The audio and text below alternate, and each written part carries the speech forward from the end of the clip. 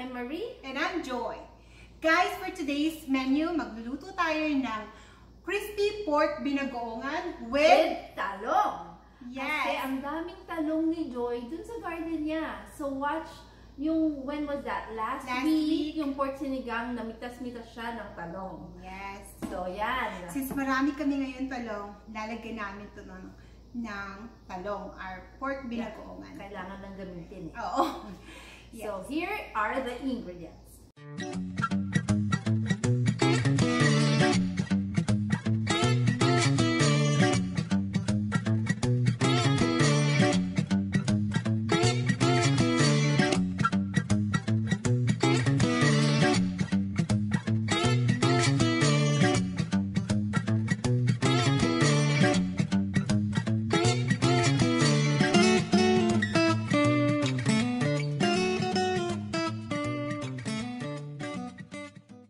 Nagpakulo kami ng tubig. Lalagay natin dito yung pork belly natin. Lalagain muna natin siya. There you go. So, we'll just put everything. Sibuyas.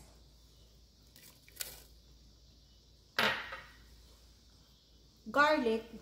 Hindi ko yung mince yung garlic. Parang in-smash ko lang siya. Pinisa-pisa mo lang siya. Pisa-pisa lang. And then, we'll add peppercorns. And then, tsaka yung bay leaves. So, lalagain natin to hanggat lumambot ang ating pork belly. So, hindi natin to lalagyan ng salt because we're going to put yung bagoong. Maalat yung bagoong. So, papakuluan lang natin siya hanggat lumambot ang ating meat. Okay. Let's cover it. Wait. Habang nagpapakulo kami ng pork belly, magsusutay na kami ng aming binagoongan. Okay. Bagoong. Sige. So, while muna tayo. So, preheated na to. Then you can put that. Garlic. Siso. Yan. One and a half head, no? Oo. We put 1.5 head of the garlic. Yeah. Saka, pasensya na kung halo ng halo kasi wala akong magawa eh. May nagko-complain masyadong maraming halo. At kailangan ng halo yun, ibig sabihin. Oo. So, ibig sabihin nun, kung yung recipe na yun, need to mix kasi niluluto namin ang probably tomato sauce. No, we were adding a lot of ingredients dun sa kalos yun eh. So, may mga nag-comment. May isa lang naman na masyadong marami daw halo-halo. Nahilo siya. So, pasensya na.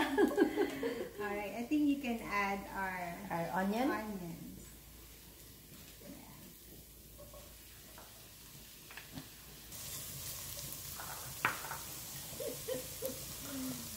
Maraming kamatis. Mas masarap. Mga ano to eh. 4 medium size tomatoes. Yes. And then, i-chop nyo lang siya.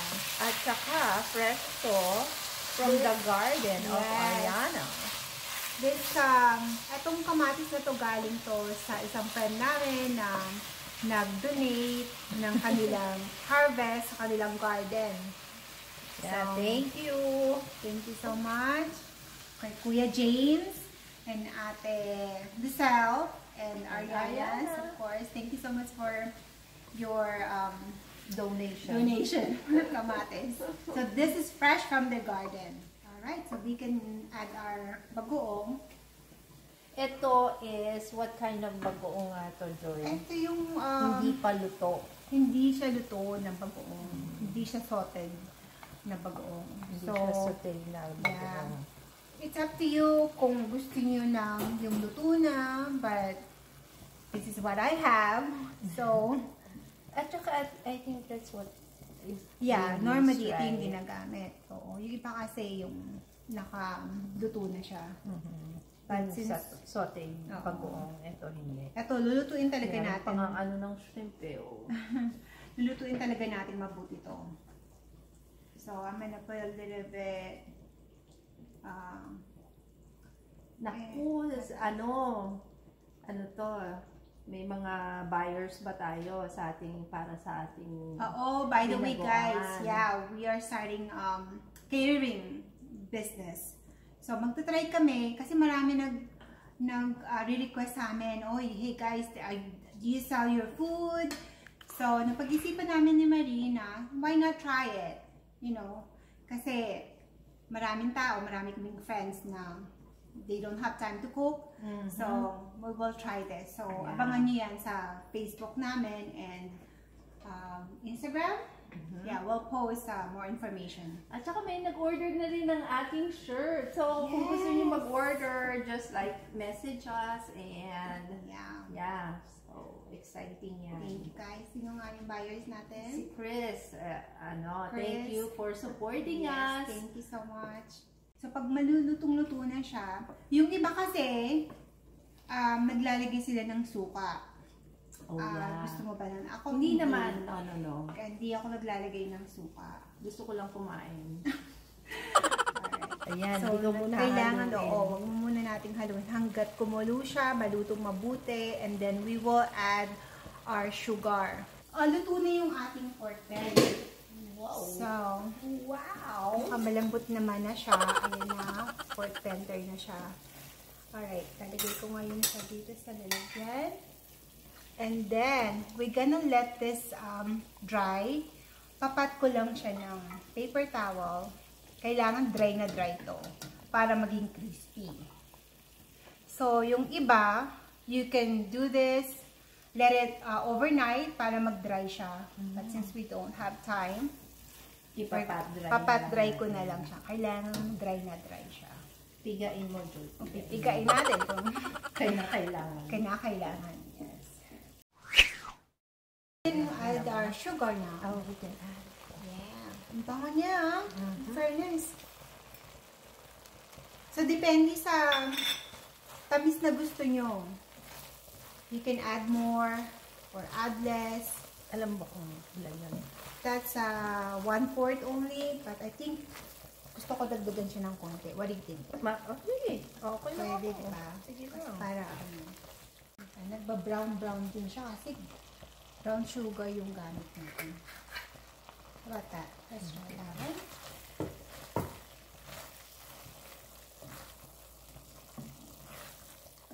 Talagang may ano eh. You can add a little bit water if you want. Kung masyado siyang thick. So, it's up to you. I'm okay with that. Alright guys, so para maging crispy siya, here's my tip for you guys. Kailangan dry na dry to para maging crispy, lalo na yung skin. So, normally, pwede nyo siyang let it dry sa refrigerator, of course, for 24 hours para dry na dry talaga siya. But since we don't have enough time, I'm just patting it. Kailangan tuyo siya para yung crisp na gusto natin makuha natin. So, alright, mag-air fryer na tayo. So, I'm just gonna turn this on. I'm gonna put everything first in here. Di siya magkakasya lahat, but we can put siguro dalawa lang muna. Joy, saan nila mabibili itong air fryer mo? I got this from Amazon. So guys, we'll link it on our YouTube channel. So click that link. You know, it's very useful. Talagang gamit na gamit to, especially ng husband ko. Kasi napakadali. So 20 minutes at 390. And then that's countdown starts. Yeah. So subok na to. We recommend it to our kabarkada. Nagamit na namin to ng how many times. Favorite gamitin to ni Rafni kasi mabilisan gusto niya. Nakapag-fry na rin siya dito. Naka-air fry siya ng pork belly, hindi yung nilaga na. Like from hilaw talaga. And then, we use it a lot, as you can see. Alright, so habang nag-air fry tayo nito, we're going to fry our talong. Okay. So, pero kailangan tingnan-tingnan nyo rin. So, you can always open it. Gusto nyo tingnan. But 20 minutes, just let it cook it, air fry it for 20 minutes. Habang nag-air fry tayo, we're going to fry our talong. So, I'm gonna just cut it in like this. Yung palapad lang siya. Like this. Thinly cut. And then we will fry. So, gusto nyo rin, kasi yan talong, ma-water din siya. So, bago nyo siya i-fry, dadry natin to. Kasi ma-watery siya eh. Para hindi matalsik pag nag-fry na. Another tip, Joy? Another tip! Sige, ako na magdadry. Alam nyo kasi, ang talong, malakas kumain ng oil. So, pwede rin ba itong i-air fry, Joy? Pwede rin. Actually, pwede rin natin siya. Ginagamit natin. So, dapat pala 2 bilhin mong air fry, Joy. I'm gonna check real quick. That would be the top. Alright? Ito na, tignan nyo. Hintayin lang natin siya talagang magluto mabuti.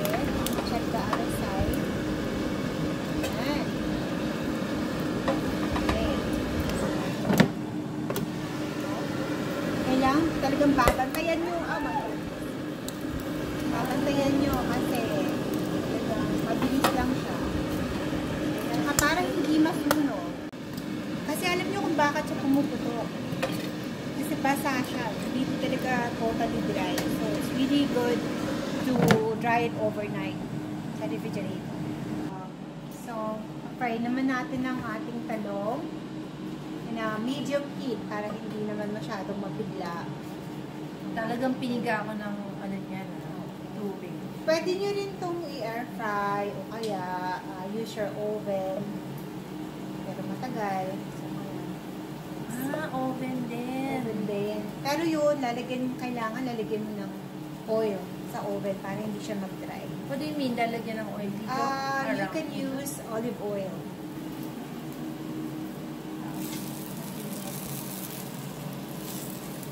So, almost done. 11, 10, 9, 8. Yeah, the countdown begins. 5, 4, 3, 2, 1. And we're done. Cool. Now it's cooling down. So, pwede nyo na siyang patayin. But it's cooling down. Yung air fry natin is cooling down. Pwede na natin siyang tingnan. Ito na. Here you go. Ating final product. Wow! Yes. Ayan. Tapos na. And then the other side. Wow. Look at that. Tingnan natin. Wow. Parang lechon. Parang lechon. Ayan. Oh, wow. Super crunchy. Wow. Narinig niya yun? Dinig na dinig naman. May buto siya ng konti. So, chop lang natin siya ng ganitong size. Wow! Now, we're gonna mix it here. Sa ating bagoong. All of that. And Marie will just mix everything. So, habang minimix niya, I'm gonna chop a banana peppers. So, guys, kung gusto niyo ng maanghang, you can do Thai chili pepper. Some other kind of pepper, right? Oo, yung red chili pepper, di ba? So, okay na ba itong bagoong natin, Joy? Sa akin, parang okay na. Okay What na. do you think? Yeah. We can always add, paglagay natin yung talong. Sige. Luto lang ating crispy pork binagoongan with talong. Of course, yung talong, lalagay natin sa plating mamaya. Pero for now, we'll try this. Taste test na. Taste test. Okay, let's see. Tignan ko lang. Mainit kasi.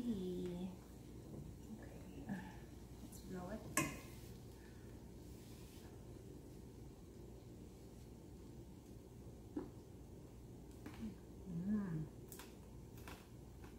Crispy. Laging dagdagan natin ng anghang. No, yeah. So, it's up to you guys. Narinig yung sabi ni Marie. I want Dagdagan spicy daw ng... to make it spicy a little bit. This will be proud of me.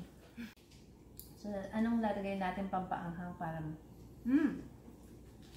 Are you sure? Meron akong Thai chili pepper. So, masyada. Hindi naman masyadong maanghang, Joy.